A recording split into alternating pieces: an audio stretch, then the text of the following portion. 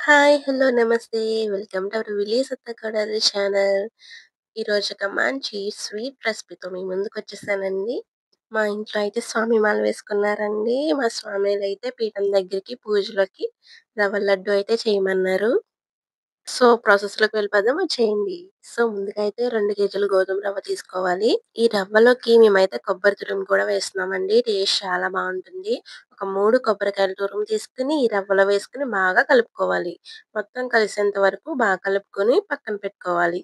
So, మనం ఇప్పుడు stove on చేసుకొని బాండీ పెట్టుకొని, బాండీ కొంచెం వేడయ్యేంత వరకు చూసుకొని దాంట్లో అయితే నెయ్యి వేసుకోవాలి. ఇప్పుడు మనం దీంట్లో డ్రై ఫ్రూట్స్ అయితే ఫ్రై చేసుకుంటాము. ముందుగా అయితే జీడిపప్పు వేసుకొని లైట్ గోల్డ్ షేడ్ వచ్చేంత వరకు ఫ్రై చేసుకోవాలి. సో, ఈ లడ్డు అయితే మా అత్తయ్య గారు ప్రిపేర్ చేస్తున్నారండి. చాలా బావుంటుందండి టేస్ట్ అయితే. సో, చూసారు కదా! ఇవి ఫ్రై అయిన తర్వాత కొంచెం పక్కకు తీసుకొని మళ్ళీ దాంట్లోనే బాదం అయితే కొంచెం కచ్చాపిచ్చాగా దంచుకొని వేసుకుంటే చాలా బావుంటుంది. అవి కూడా బాగా ఫ్రై చేసుకోవాలి. ఇలా అయితే లడ్డూలోకి బాగా కలుస్తుందండి. సో, దీంట్లోనే మనం కిస్మిస్ కూడా వేసుకొని బాగా ఫ్రై చేసుకోవాలి. మరీ ఎక్కువ ఫ్రై చేసేయకూడదు. లైట్‌గా చేస్తే సరిపోతుందండి. లేదంటే కిస్మిస్ పుల్లగా అయిపోతుంది. మనం ఫ్రై చేసుకున్నవన్నీ కూడా పక్కన పెట్టుకొని, సో, ఇప్పుడు మనం అదే బాండీలో కొద్దిగా నెయ్యి వేసుకొని, మనం నూకని ముందుగా ప్రిపేర్ చేసుకొని కలిపి పెట్టుకున్నాం కదా! అదైతే కొద్ది కొద్దిగా వేసుకొని బాగా ఫ్రై చేసుకోవాలి. ఫ్రై చేసుకున్న దాన్ని పక్కన పెట్టుకొని, ఇప్పుడు అదే గిన్నెలో అయితే ఒక 2 కేజీల పంచదార వేసుకొని ఒక 1/2 లీటర్ వాటర్ అయితే సరిపోతుందండి మనకి పాకంలోకైతేని. ఈ పాకం అనేది మనం కొద్దిగా చేతికి పాకం అంటుకునేలా ఉంటే సరిపోతుంది. మరీ ముదురు పాకం అయితే అక్కర్లేదు. సో, చూసారు కదా! ఇలా కొంచెం కదుపుకుంటూ ఉండాలి. పాకం అనేది అడుగంటకుండా ఉంటుంది. ఇలా పాకంలో వేసుకొని చేసుకునే లడ్డూలు చాలా బావుంటాయండి. కొంచెం ఎక్కువ నిల్వ కూడా ఉంటాయి. ఈ లడ్డూలు ఒక్కొక్కరు ఒక్కో విధంగా చేస్తారండి. ఇదైతే మా అత్తగారి స్టైల్‌లో అన్నమాట. చాలా బావుంటాయి. సో, చూసారు కదా! మన పాకమైతే రెడీ అయిపోయింది. దీంట్లో కొద్దిగా నెయ్యి వేసుకుందాము. టేస్ట్ బావుంటుంది. సో, యాలకులు, కొంచెం పంచదార వేసుకొని మిక్సీ పట్టేసుకొని పక్కన పెట్టుకున్నాను. సో, ఇప్పుడు మనం పాకం రెడీ అయిపోయిందో లేదో చూసుకుందాం. చూసారు కదా!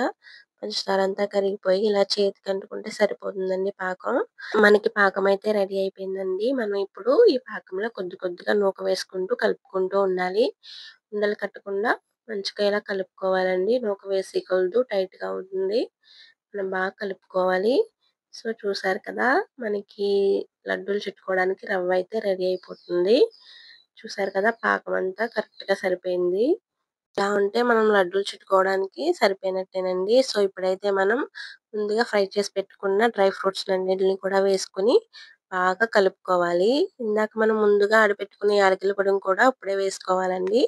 వేసుకొని బాగా కలుపుకోవాలి.